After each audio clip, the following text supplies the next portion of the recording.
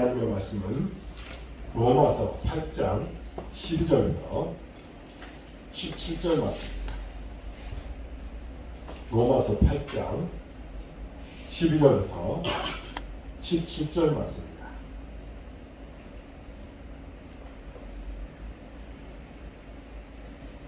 (249면에) 있습니다. 제가 한절 읽고는 한절 읽는 교도를 준비했습니다. 그러므로 형제들아 우리가 빚진 자로되 육신에게 져서 육신으로 살 것이 아닙니다.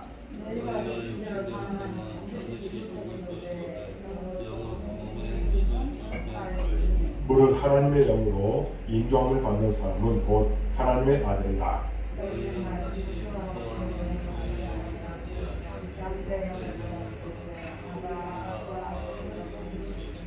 성령이 친히 우리의 영과 더불어 우리가 하나님의 자녀인 것을 증언하시나니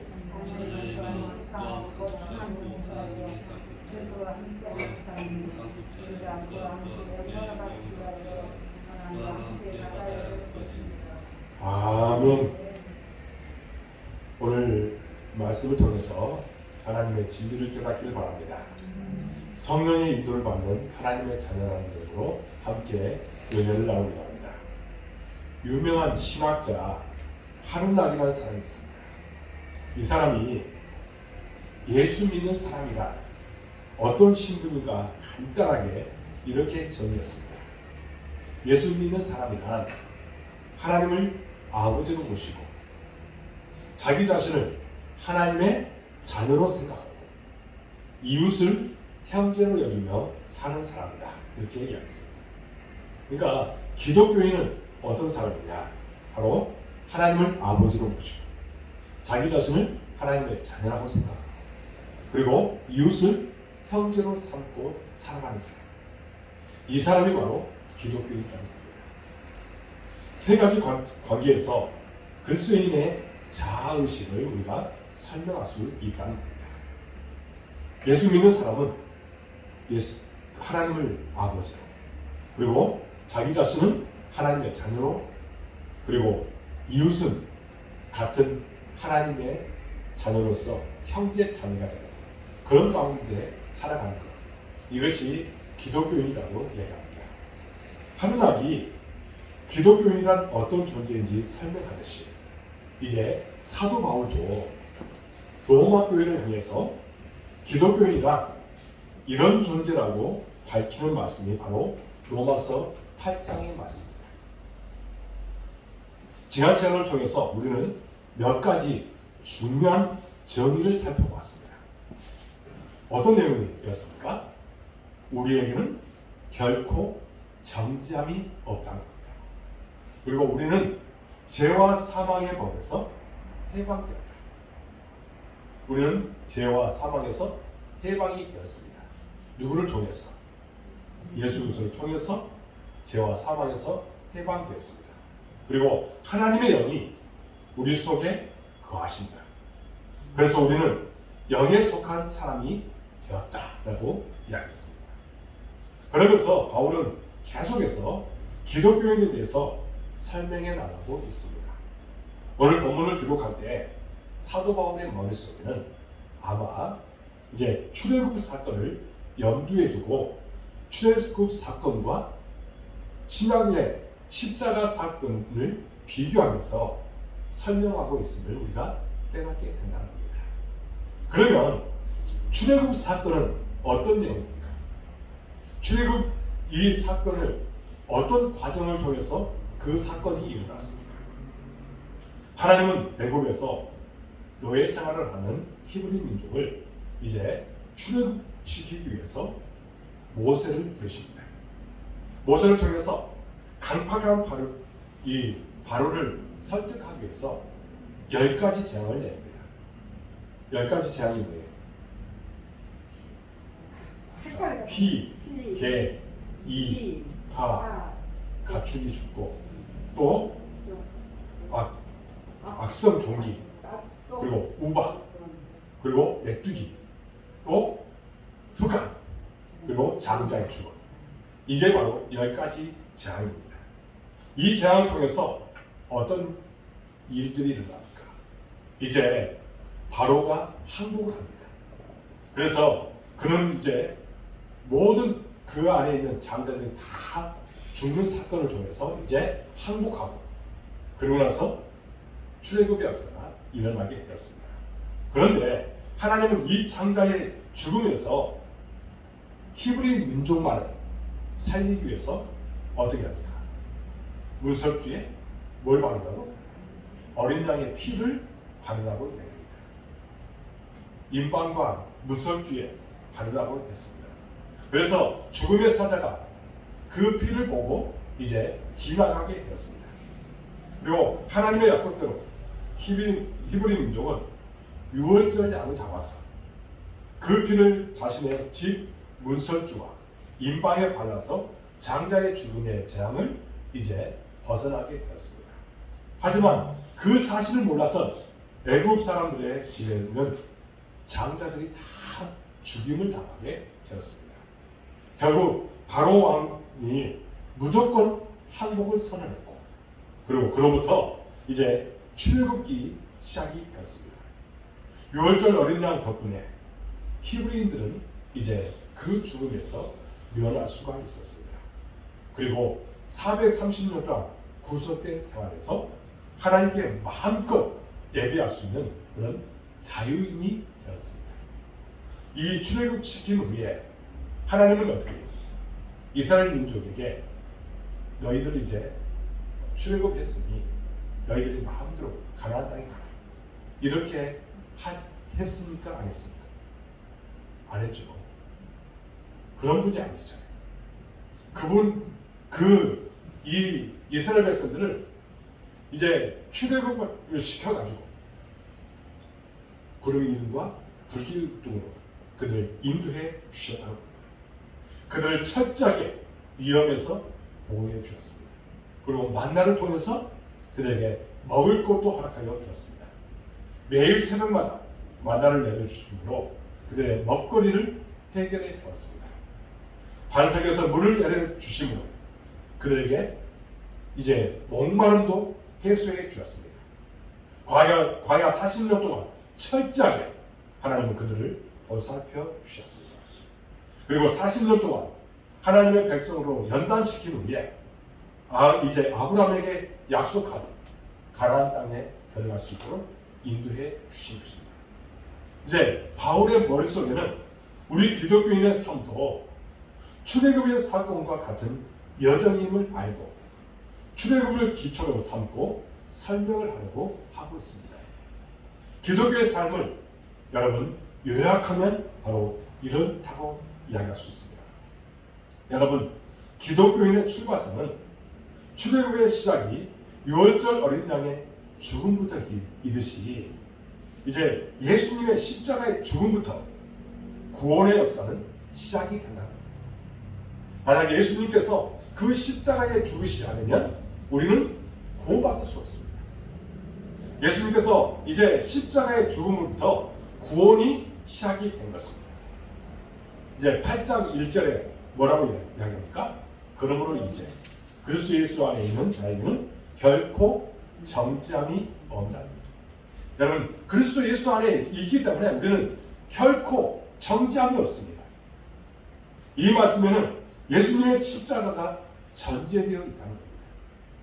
예수님께서 우리의 죄와 허물을 대신해서 십자가에서 대신 죽으셨고, 우리가 그 사실을 믿음으로 우리는 구원의 여정을 이제 출발하게 된 것입니다. 그리고 두 번째는 어떻게 하냐? 하나님의 백성으로 태어난 우리를 하나님은 이제 출애굽에서 이스라엘 백성들에게 여러 가지 그들을 보호해 주시고 인도해 주신 것처럼 우리가 이제 구원받은 사람으로서 그냥 내버려 두지 않았다는 겁니다. 어떻게 했어요? 혼자 살아가도록 방치하실 것이 아니라 과거 이스라엘 백성들 불기둥과 구름기둥으로 인도해 주셨듯이 매일 만나를 먹였듯이 예수님을 믿는 자들에게는 하나님의 영인 성령님을 보내주셨어. 그들에게 성령님을 보내주셔서 우리를 천국으로 인도하고 계시는 것입니다. 지금 우리는 어떻게 해요? 천국으로 인도함을 받는 과정 속에 우리가 살아가고 있는 거예요. 그 안에 누가 역사하는 겁니까? 성령님께서 역사해 주시는 겁니다. 오늘 본문 14절에서 17절 말씀은 구원의 여정을 걷는 길에서 성령 하나님이 우리를 어떻게 인도하고 계시는지를 구체적으로 우리에게 설명하고 있는 것입니다. 사실 성령의 모습은 쉽게 설명할 수가 없습니다. 여러분, 성령님에 대해서 우리가 쉽게 설명이 불가능합니다. 성경에는 성령의 모습을 어떻게 이야기해요? 불로써, 그리고 바람으로, 그리고 비둘기로, 그리고 기름으로, 또 비와 물로 설명하지만 사실은 우리의 입술로는 설명이 불가능합니다. 우리가 성령님에 대해서 우리가 다른 사람에게 성령님은 이런 분입니다, 물론 그렇게 설명을 할 수 있죠. 그러나 정확하게 어떻게 이런 분이라는 것을 우리가 말하기가 쉽지 않다는 겁니다. 영으로 임하신 분이기 때문에 육의 것으로 설명이 불가능하다는 거예요. 그럼에도 성령은 영적인 삶에는 필수 불가결하고 그리고 친밀한 존재라는 겁니다. 성령님은 우리에게 어떤 분이에요? 친밀한 존재예요. 성경은 성령님이 우리에게 그리스도에 대한 믿음을 주고 우리를 위로하며 진리로 이끄는 분이라고 가르쳐주고 있다는 겁니다. 성령께서 이런 역할들을 하고 있는 거예요. 우리들로 하여금 진리를 깨닫게 해주는 거예요. 예수님에 대해서 정확하게 알 수 있도록 만들어 주십니다. 그리고 우리를 위로해 줘요. 또한 진리로 이끄시는 분이 바로 성령이라는 겁니다. 바울서신에는 성령 하나님과 성도의 관계를 이제 여러 가지로 설명하고 있는데요. 어떻게 이야기하고 있냐면, 첫 번째로는 성령은 예수님을 주님으로 고백하도록 가르치신다는 겁니다. 우리들 알고 성령님이 예수님을 구주로 고백할 수 있도록 우리에게 가르쳐 줍니다. 그리고 성령은 내가 하나님의 자녀임을 항상 기억하도록 합니다. 그리고 성령은 내 안에 계시고, 여러분들 안에 성령이 계십니까? 아멘. 그것을 믿으시기 바랍니다. 아멘. 내 안에 계시고 나는 하나님의 성전입니다. 믿습니까? 그리고 성령은 그리스도 안에서 나를 인치시고, 나를 어떻게 인치신 거예요? 너는 하나님의 자녀다 인정해 주시는 거예요. 그리고 나를 안전하게 보호해 주십니다. 그리고 성령은 나에게 무엇을 주십니까? 은사를 주십니다. 어떤 은사를 주셔요? 때로는 방언도 주시고, 또 사랑의 은사도 주시고, 또 여러 가지 기적적인 일들이 우리 삶 가운데 나타나도록 그런 은사를 주십니다. 병 고치는 은사도 그 은사입니다. 그리고 성령은 내 안에 이제 열매를 맺게 합니다. 그 열매가 뭐예요? 성령의 9가지 열매. 사랑, 희락, 화평, 자비, 양상, 충성, 온유, 절제. 이런 모든 9가지 열매를 우리에게 허락하여 주신 겁니다. 바울은 성령으로 인해서 우리가 믿게 되었고, 또 성도로 살게 해주셨고, 열매를 맺는 삶까지 이어가게 했다고 명확하게 우리에게 설명하고 있다는 겁니다. 그럼 오늘 본문에서 말씀하신 성령님을 통해서 내가 어떤 존재가 되었는지를 우리가 살펴볼 필요가 있습니다. 오늘 14절에서 15절 말씀을 보십시오. 14절에서 15절 말씀을 우리가 한 목소리로 읽도록 하겠습니다. 14절에서 15절입니다. 시작. 우리 하나님의 영으로 인도함을 받는 사람은 곧 하나님의 아들이라. 너희는 다시 무서워하는 종의 영을 받지 아니하고 양자의 영을 받았으므로 우리가 아빠 아버지라고 부르짖느니라. 아멘. 뭐라고 얘기합니까? 우리가 성령님의 인도하심으로 인해서 하나님의 아들이 되었습니다. 여러분, 성령의 인도하심으로 우리가 하나님의 아들이 되었고, 그리고 우리는 하나님을 뭘로 부른다고요? 아빠, 아버지라고 부릅니다. 여기서 아빠가 뭐예요? 한마디로 말하면 지금 현재 우리가 아빠 이렇게 하듯이 그렇게 친밀하게 부르는 그런 호칭입니다. 그러니까 아빠, 아버지라고 부를 수 있도록 이렇게 이끌어 주었다는 겁니다. 여러분, 하나님을 아빠, 아버지라고 부른다는 것은 좋은 말씀입니까? 아니면 이것이 어떻게 보면 부담스러운 말씀입니까? 좋은 말씀이죠. 그런데 이것을 부담스럽게 여긴 사람이 있었습니다. 이 말에 대해서 아버지라고 이야기하는 것에 대해서 상당히 부담스럽게 느낀 사람이 있었어요. 그 사람이 바로 누구냐면 마틴 루터였습니다. 마틴 루터가 아버지가 상당히 권위적이었다. 그리고 때로는 폭력것을 행사합니다. 잘못하면 막 때리기도 합니다. 그러니 이 마틴 루터의 그 생각 속에서는 아버지가 어떤 분이에요? 무서운 분. 권위가 있는 분. 그러니까 이제 그 아빠, 아버지 이것을 이제 사도 바울은 그 안에서 어떻게 이제 이것을 이야기한 거냐면 사랑의 하나님에 대해서 이야기한 거예요.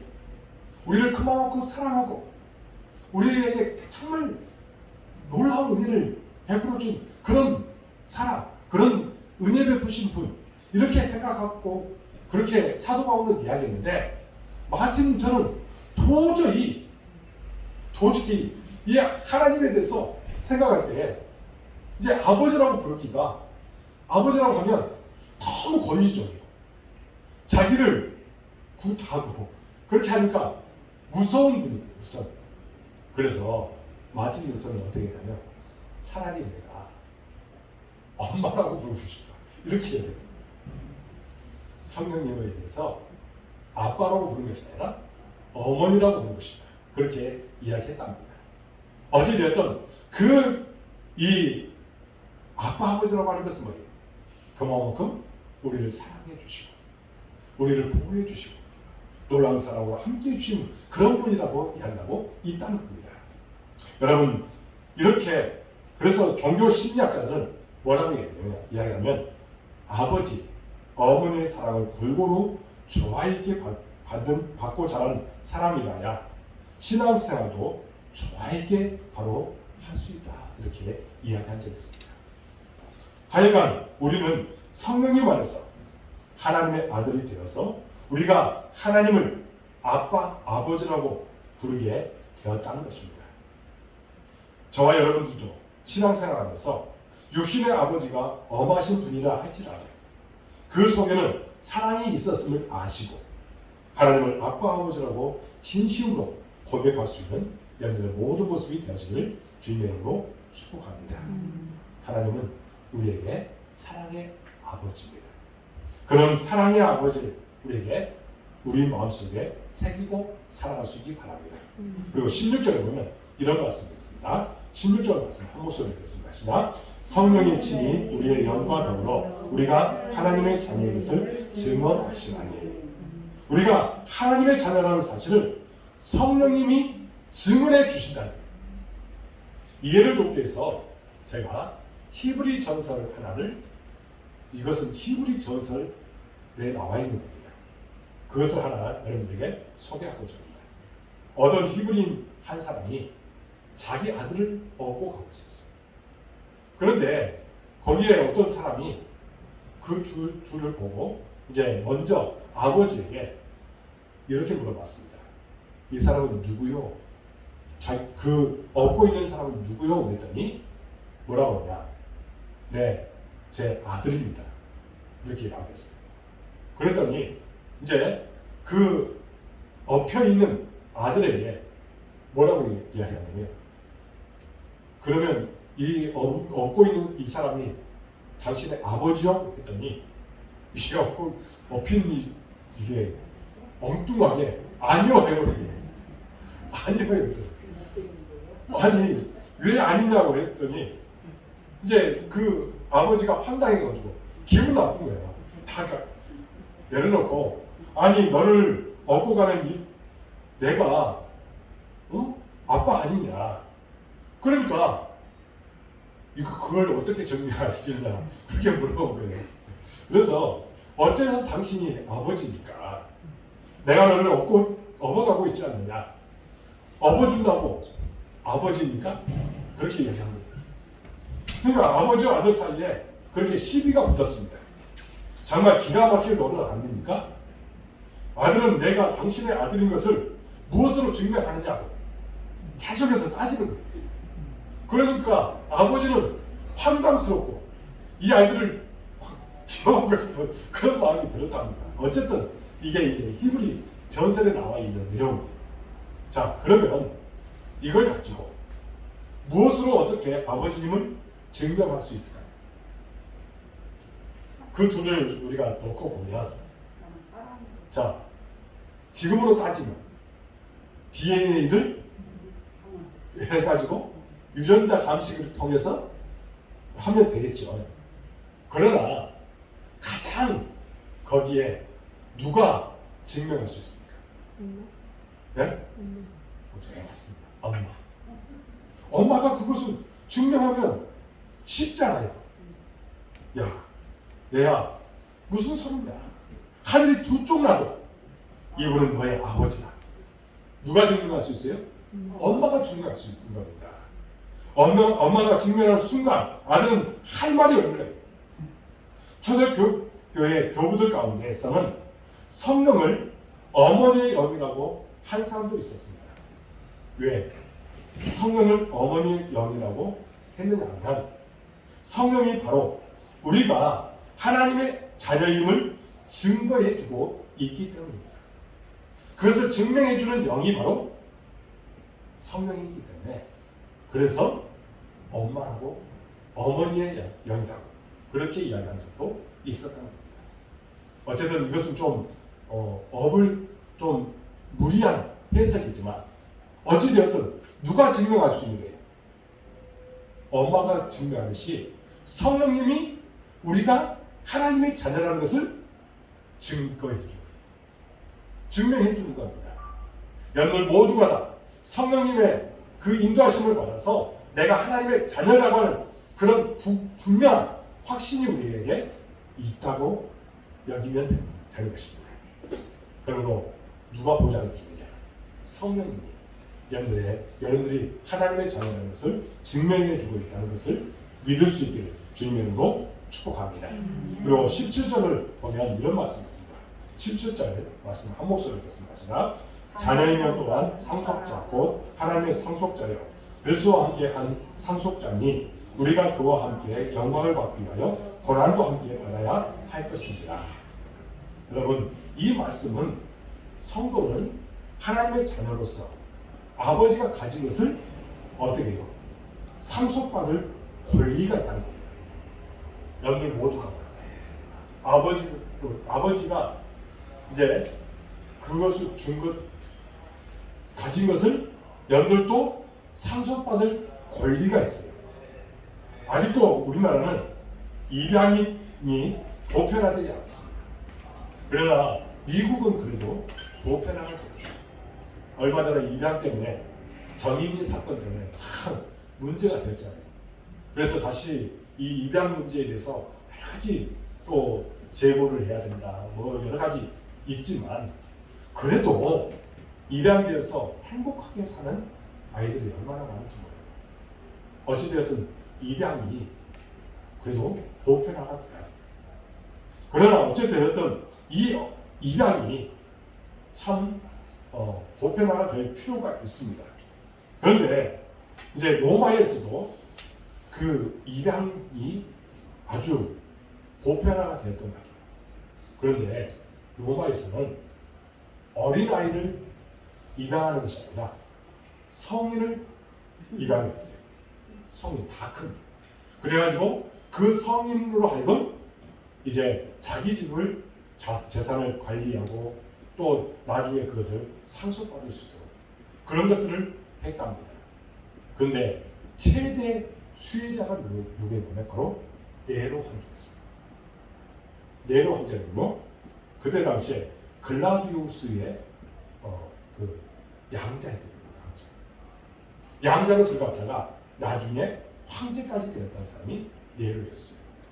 어쨌든 아버지가 세상을 떠나자 대를 이어 네로가 황제가 된 것입니다. 지금 바울이 말하고자 하는 것이 바로 이것입니다.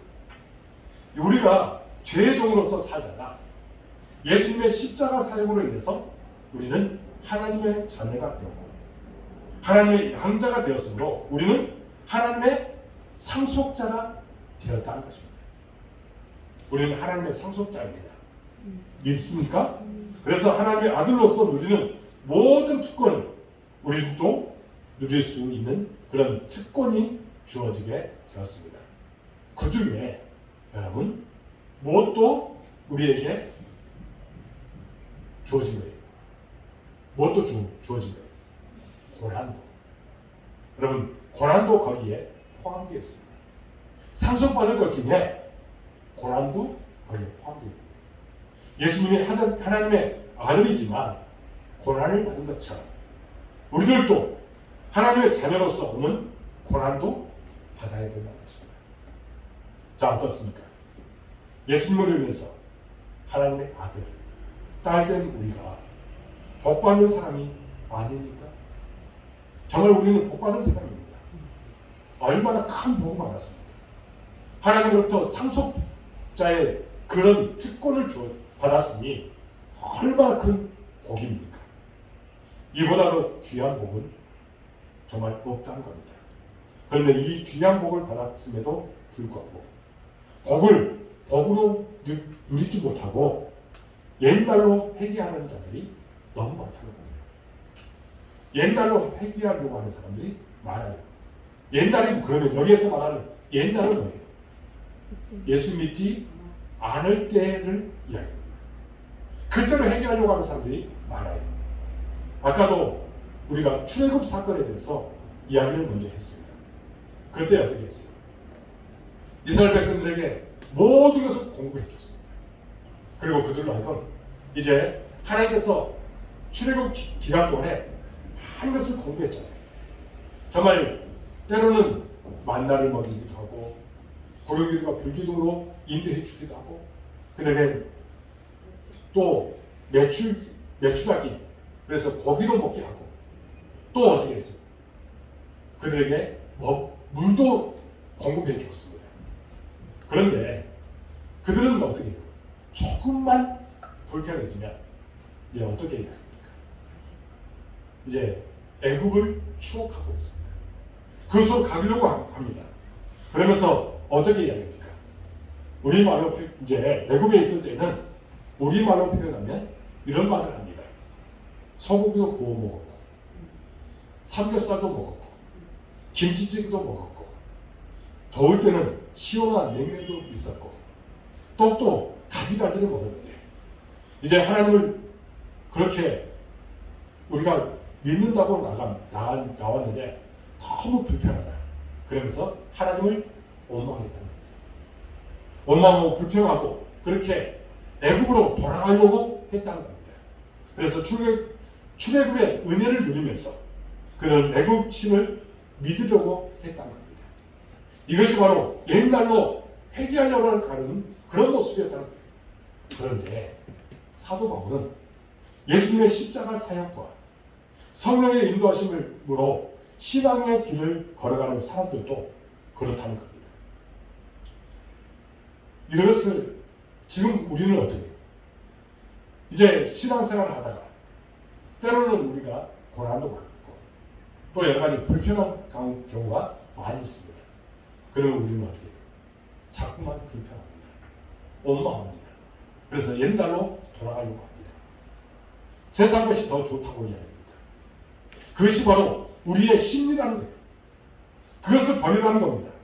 그래서 오늘 본문에서는 절대로 육신대로 사지 말 것을 권면하고 있습니다.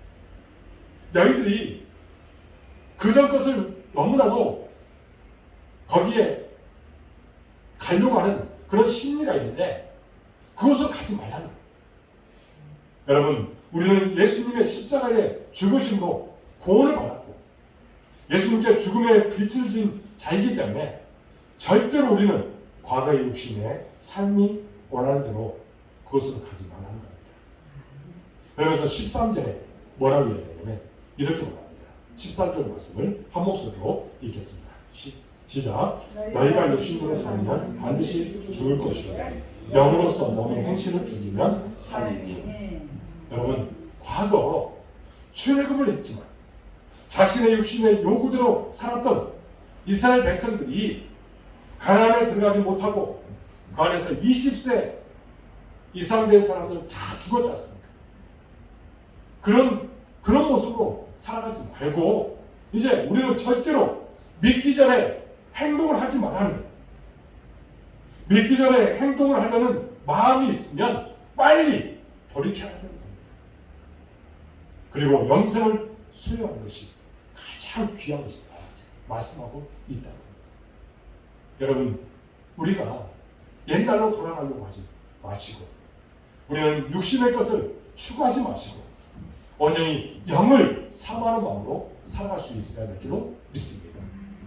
그러면 오카노 목사님은 몸의 행실을 죽이는 방법 5가지를 말했습니다.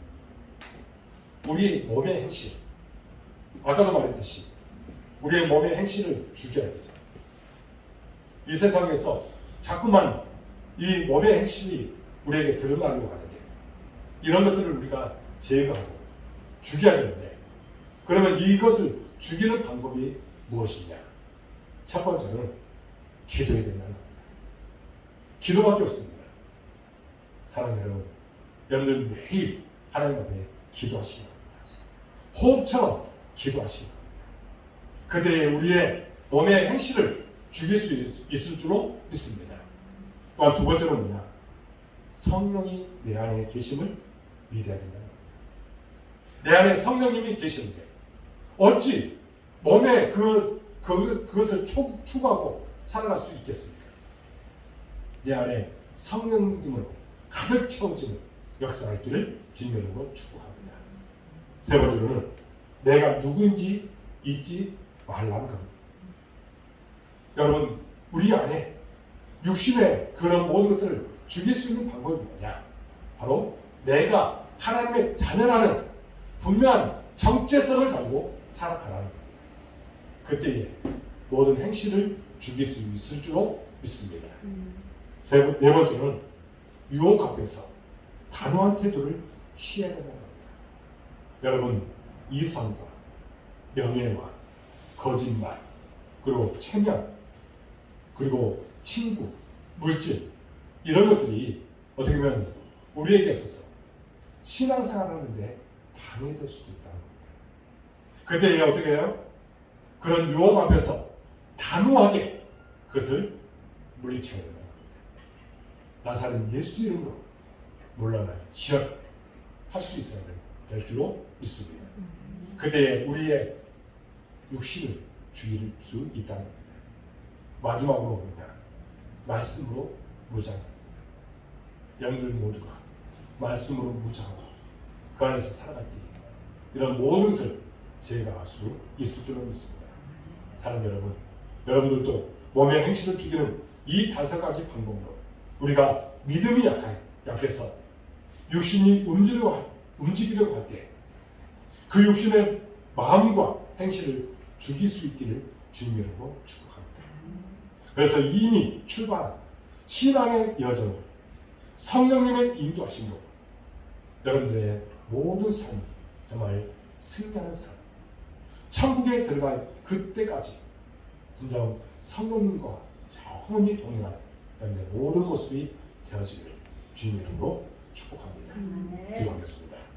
하나님 아버지, 감사합니다.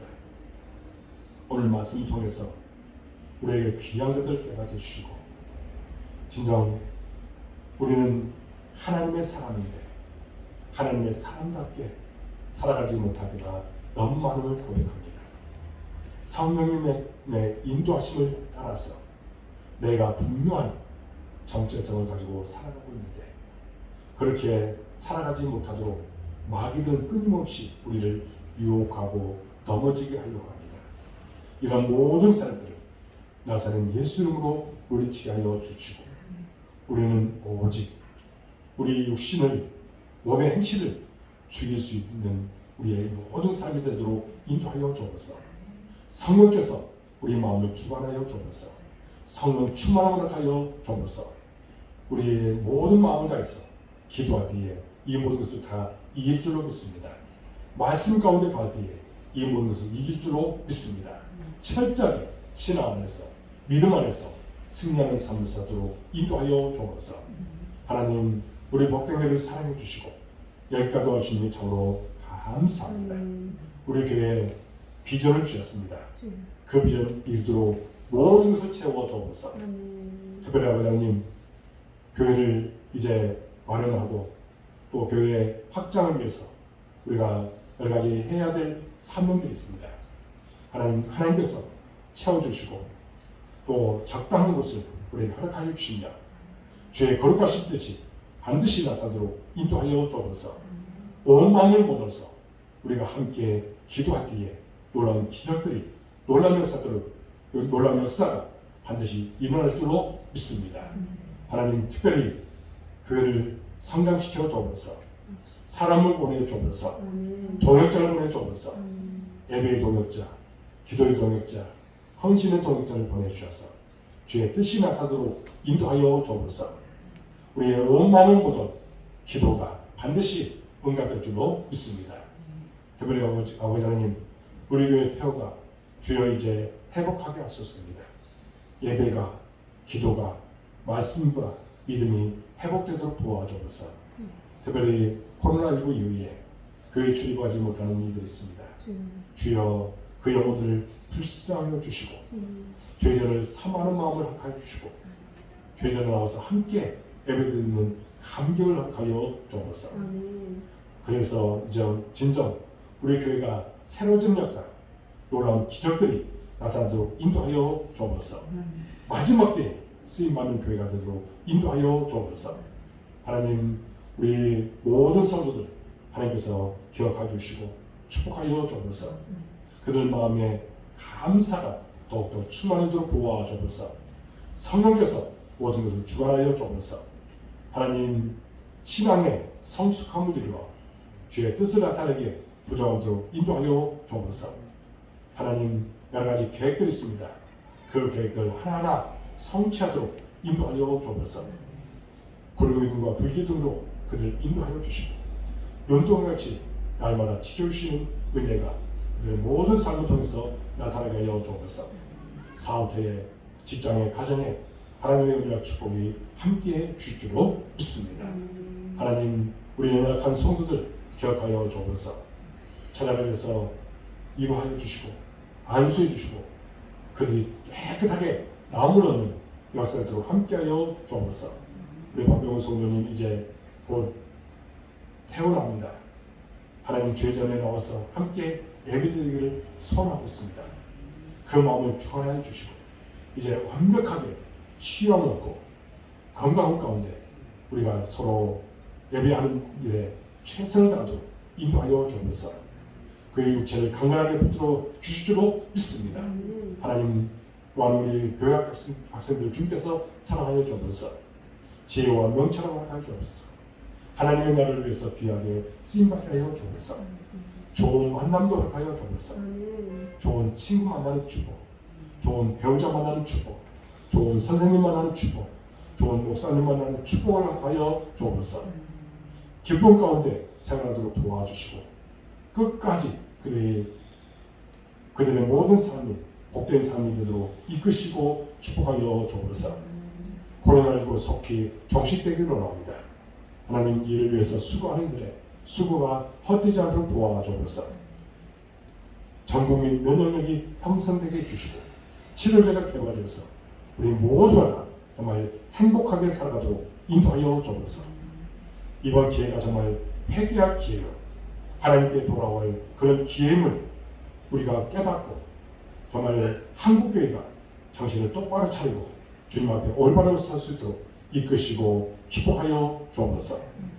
온라인으로 이처럼 수요기도회를 드리는 우리 모든 성도들 또한 기억하여 주시고 그들의 마음의 소원들 반드시 응답될 줄 믿습니다. 기쁨을 허락해 주시고 행복 속에서 신앙으로 승리토록 도와 주옵소서. 이 시간에 우리 이영경 원사님, 송정영 본사님, 우리 김영영 원사님 주님께서 붙잡아 주옵소서. 기도의 삶을 잘 감당하도록 인도하여 주옵소서. 자녀들이 이 땅에서 잘 되게 해 주옵시고 가정의 평안함과 기쁨과 행복이 넘치도록 인도하여 주옵소서. 주님께서 주신 그런 모든 복들을 마음껏 누리고 주님 안에서 주의 뜻을 나타내고 많은 사람들에게 그 복을 나누고 나눌 수 있는 은혜를 하여 주옵소서. 진정 하나님께서 복내를 주시고 기도하고 바라고 소원한 것들 반드시 응답될 줄로 믿습니다. 하나님 뱀민자 사모님 주님께서 붙잡아 주옵소서. 건강케 하여 주옵소서. 날마다 주님과 동행하는 삶을 사도록 도와 주옵소서. 자녀들을 위해서 간절하게 기도하기에 그 기도 응답될 줄로 믿습니다. 또 건강 주옵시고 하나님과 날마다 동행하는 신령이 되도록 인도하여 주옵소서. 믿음 가운데 날마다 승리토록 도와 주옵소서. 진정 하나님께서 모든 것을 다스리시고 인도하시고 축복하여 주옵소서. 윤순중 성도님 주님께서 붙잡아 주옵소서. 그 앞길을 열어 주옵소서. 여러 가지 일을 해야 되는데 하나님 그 모든 일들도 하나님께서 책임져 주시고 놀라운 사랑으로 함께하여 주옵소서. 우리 교회 큰 일꾼으로 세워주시고 놀라운 사랑이 풍성하게 임하여 주옵소서.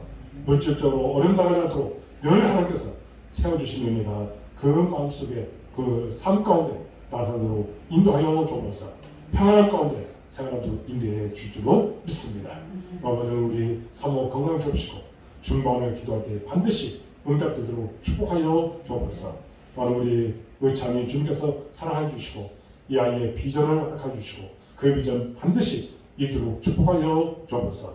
하나님 진정 하나님 나라를 위해서 귀하게 쓰임받는 아이로 성장하도록 도와 주옵소서. 이 수요기도에 참여하는 우리 모든 성도들 기억해 주시고 축복하여 주시며 정말 하나님의 놀라운 사랑이 그에게 넘치게 하여 주옵소서. 보라는 발걸음도 함께 해주시고 늘 하나님과 동행하는 삶 사도록 인도하여 주옵소서. 모든 것을 주님께 의탁하옵고 예수 그리스도의 이름으로 간절히 기도하옵나이다. 아멘. 하늘에 계신 우리 아버지, 아버지의 이름을 거룩하게 하시며 아버지의 나라가 오게 하시며 아버지의 뜻이 하늘에서와 같이 땅에서도 이루어지게 하소서. 오늘 우리에게 영원한 것을 주시고 우리가 우리에게 잘못한 사람을 용서해 준 것 같이 우리를 용서해 주시고 우리를 시험에 빠지지 않게 하시고 악에서 도와소서. 나라와 권능과 영광이 영원히 아버지의 것입니다. 아멘.